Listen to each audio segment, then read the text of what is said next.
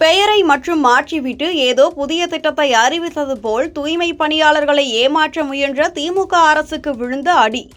தமிழ்நாட்டில் தூய்மை பணியாளர்களுக்காக முதலமைச்சர் மு.க.ஸ்டாலின் 2025 ஆகஸ்ட் 14 அன்று அறிவித்த 6 புதிய நலத்திட்டங்கள், இலவச காலை உணவு, 10 லட்சம் ரூபாய் காப்பீடு, 30,000 வீடுகள், தொழில்சார் நோய்களுக்கு சிகிச்சை, சுயதொழிலுக்கு 35% மானியம் மற்றும் உயர்கல்வி உதவித்தொகை புதியவை என கூறப்பட்டாலும் இவை ஏற்கனவே மாநில மற்றும் மத்திய அரசுகளால் பல ஆண்டுகளாக செயல்படுத்தப்பட்டு வரும் திட்டங்களின் மறுபொதி வடிவமே என்பது ஆய்வில் தெரியவந்து உள்ளது.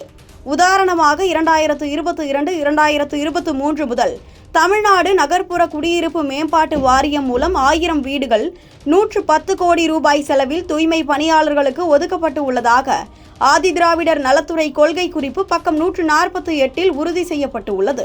சுயதொழில் உதவி மற்றும் குறைந்த வட்டி கடன் ஆகியவை 2013 முதல் மத்திய அரசின் SRMS மற்றும் NSKFDC, NSFDC திட்டங்களின் கீழ் செயல்படுத்தப்படுகின்றன. மரண நிவாரணமாக 10 முதல் 20 லட்சம் ரூபாய் வரை தேசிய தூய்மை பணியாளர் ஆணையம் NCSK மற்றும் மாநில அரசு 2014 முதல் வழங்கி வருவதாக ஆவணங்கள் காட்டுகின்றன. கல்வி உதவி என்பது பல சதாப்தங்களாக SC, ST, OBC மாணவர்களுக்கு வழங்கப்படும் பின் மாதிரி புலமை பரிசில் மற்றும் NSKFDC கல்வி கடன் திட்டங்களின் மறு அறிவிப்பாக உள்ளது.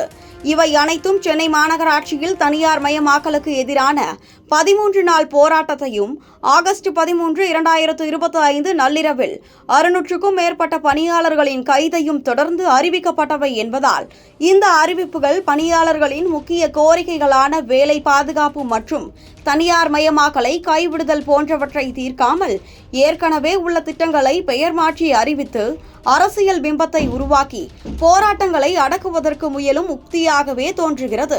இதனால் அரசு வெளிப்படையான உரையாடல் மற்றும் நிரந்தர தீர்வுகளை வழங்க வேண்டிய அவசியம் உள்ளது.